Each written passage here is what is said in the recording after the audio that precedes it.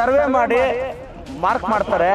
ಅದಾದ್ಮೇಲೆ ಕಾನೂನು ರೀತಿ ಏನು ಬರುತ್ತೋ, ಈಗ ಅಂಬೇಡ್ಕರ್ ಭವನ ರಿಜಿಸ್ಟರ್ ಆಗಿದೆ ಅಲ್ಲ, ಅಲ್ಲಿ ಭವನ ಹಾಕ್ಕೊಡ್ತೀನಿ, ಮಿಕ್ಕಿದ ಮೈದಾನಕ್ಕೆ ರಿಜಿಸ್ಟರ್ ಮಾಡ್ಸೋಣ. ಅಂಜನಮ್ಮಕ್ಕ ಯಾಲ ಏನ್ ರೇಷನ್ ಕಾರ್ಡ್ ಚಿಲ್ಲದ ಮನೆ ಮಂಜೂರಾಗಿದೆ, ಕಟ್ಕೊಂಡಿಲ್ಲ, ಓಲ್ಡಲ್ಲಿದೆ, ಏನು ಮಾಡೋದು? ಈ ಅರ್ಜಿಗಳು ಇಟ್ಕೊಂಡು ಸೈಟ್ ಕಾಲಾದಾಗ ಅವ್ರಿಗೊಂದ್ಸಲ ರಿಮೈಂಡ್ ಮಾಡಿ ಅವರೇ ಅಲ್ಲಿ ವಿಧಾನಸೌಧ ಓಡಾಡಿ ಫಾಲೋ ಅಪ್ ಮಾಡಿಸ್ಕೊಡ್ತಾರೆ.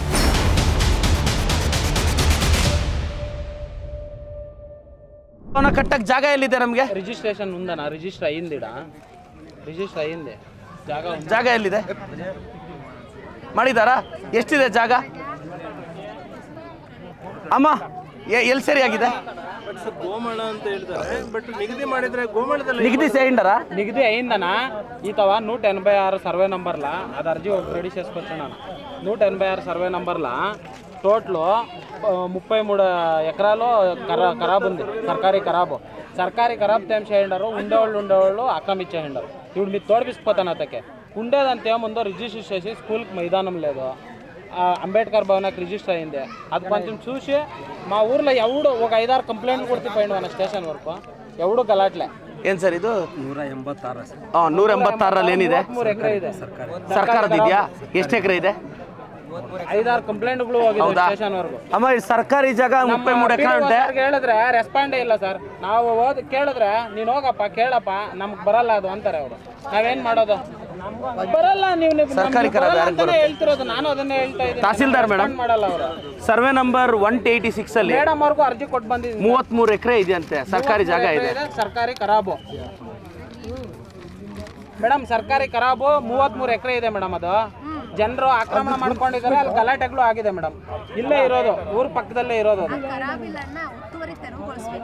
ಒತ್ತುವರಿ ತೆರವುಗೊಳಿಸಿ ಒಂದು ಅಂಬೇಡ್ಕರ್ ಭವನಕ್ಕೆ ರಿಜಿಸ್ಟರ್ ಆಗಿದೆ, ಸ್ಕೂಲ್ಗೆ ಮೈದಾನ ಇಲ್ಲ, ಏನೋ ಒಂದು ಇಲ್ಲ, ಬಡವರಿಗೆ ಯಾರು ಡಿವೈಡ್ ಸರ್ವೆ ಮಾಡಿ ಮಾರ್ಕ್ ಮಾಡ್ತಾರೆ.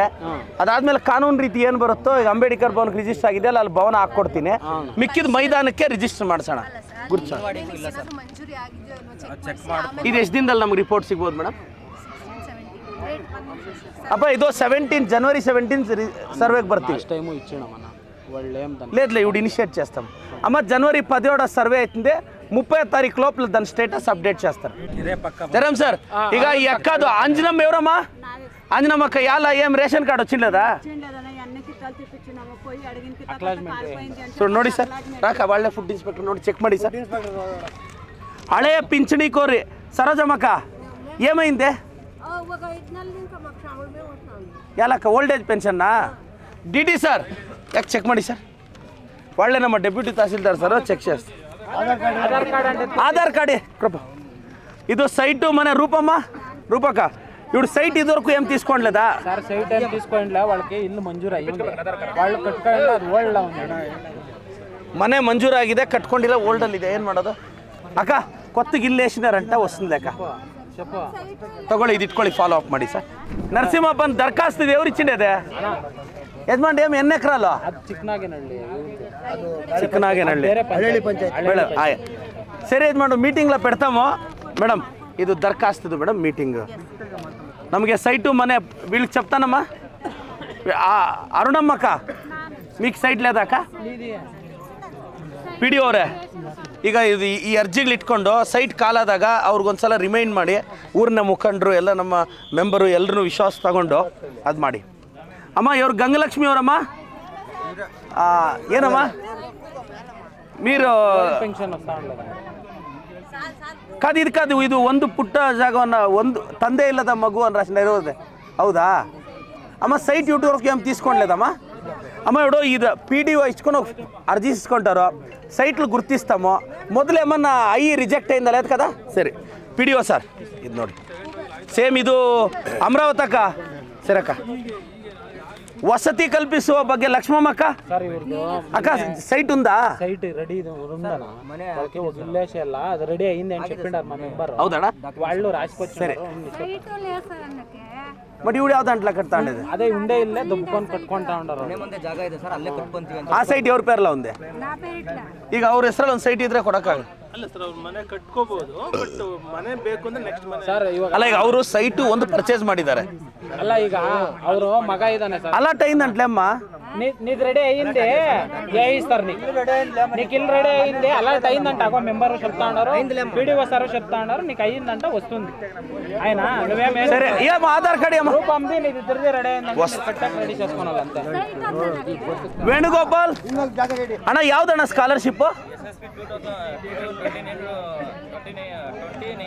ಎಜುಕೇಶನ್ ಕಂಪ್ಲೀಟ್ ಆಗಿದೆ ಸರ್ ನಂದು MBA ಅದು ಫಸ್ಟ್ ಇಯರ್ದು ಸ್ಕಾಲರ್ಶಿಪ್ ಬಂತು ಫೀಸು ಫಸ್ಟ್ ಇಯರ್ ಕ್ಲಿಯರ್ ಮಾಡಿದ್ದೀನಿ.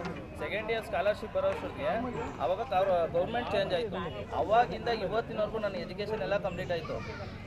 ಸೆಕೆಂಡ್ ಇಯರ್ದು ನಾನು ಕಟ್ಟಕ್ಕಾಗಿಲ್ಲ ನನ್ನ ಕೈಲಿ 50,000 30,000 ಕಟ್ಟಿದ್ದೆ, ಇನ್ನು 50,000 ಕಟ್ಟಬೇಕಾಗಿತ್ತು ಸರ್.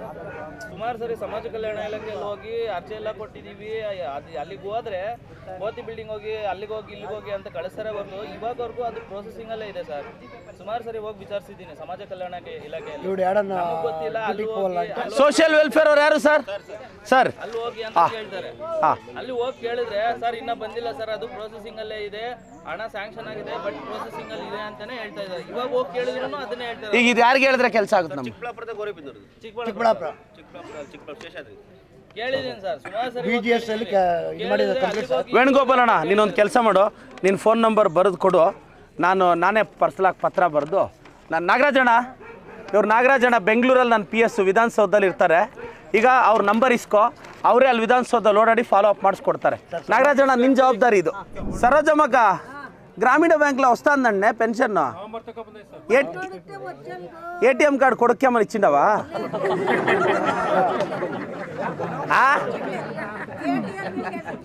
ఇప్పుడు మడే డ్రా చేయాలి ఎవరు ఇప్పుడు గ్రామీణ బ్యాంకులో వస్తుంది. ಎಲ್ಲಿ ಸರ್? ಮಂಚೇನಹಳ್ಳಿನಾ? అమ్మ మంచేనహಳ್ಳಿ గ్రామీణ బ్యాంక్ వస్తే నువ్వు డ్రా చేసుకోవచ్చు. లేదుండి ఇప్పుడు ఒక పని చెయ్యి, ఆడ తాలూకా ఆఫీస్ తక్కపోతే వాళ్ళు డెప్యూటీ తహసీల్దార్ సార్ ఉంటారు, నువ్వు రేపు ప్రింట్అవుట్ ఇస్తారు ఎంత ఉంది అని వచ్చిండేది, అది ఎత్తుకుపోయి బ్యాంకులో అయ్యి ఇది ఇవ్వదేనా ఇట్లా వస్తుంది, ప్రింట్అవుట్ ఇస్తారు. నీకు ఇంకా కన్ఫ్యూజ్ అయితే మా ఆఫీస్ని ఇంకా ఒకరు ఫాలో ಸರ್ಕಾರಿ ಶಾಲೆ ಟೀಚರ್ ಸ್ಟಾಕ್ ರೂಮ್ ಅಂದ್ರೆ ಏನು ಸರ್? ಎಷ್ಟು ಬರುತ್ತೆ ಅದು ಖರ್ಚು? ಹೌದಾ? ಎಷ್ಟು ಬೇಕಾಗುತ್ತೆ? 2 ಲಕ್ಷನಾ? ಆಯ್ತು.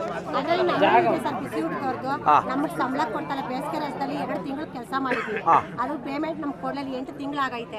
ಯಾರಿಗೆ ಬರುತ್ತೆ ಸರ್ ಅದು ಸ್ಯಾಲ್ರಿ ಮೇಡಮ್? ಯಾರಿಗೆ ಬರುತ್ತೆ? ಅದ ಹೇಳಿ ಮೇಡಮ್. ಇವ ಸರ್ ಇವರು ಇದುವರೆಗೂ ನಮ್ಗೆ ಸಂಬಳ ಕೊಟ್ಟಿಲ್ಲ.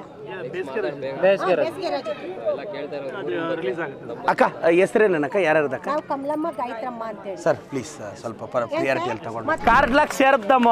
ఇప్పుడు ಇದಕ್ಕೆ ಬೇರೆ ಆಪ್ಷನ್ ಏನು ಸರ್? ಸ್ಕೂಲ್ ಸರ್ಟಿಫಿಕೇಟ್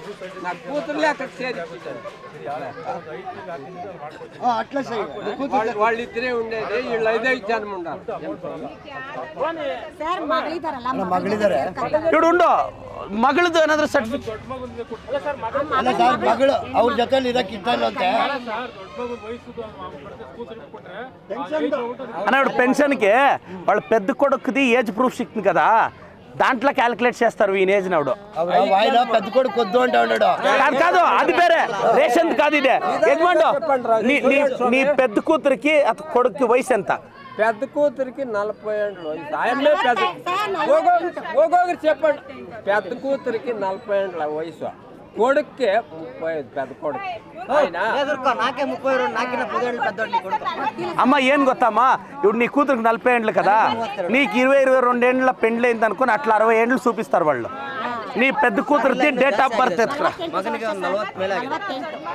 48 ఇది ఎంత? నేను అనుభవం మించి వాళ్ళ ಸರ್ಟಿಫಿಕೇಟ್ నాకు ಆಧಾರ್ ಕಾರ್ಡ್ ಎತ್ಕೊಂಡ್ಬ ಸಾತಕ್ಕೆ ನೀವು ಎತ್ಕೊಂಡು ಬಂದ್ರಣ್ಣ, ಎತ್ಕೊಚ್ಚಿ ಸರ್. ನೀವು DT ಸರ್ಗೆ ಫಾರ್ವರ್ಡ್ ಮಾಡಿ ಸರ್.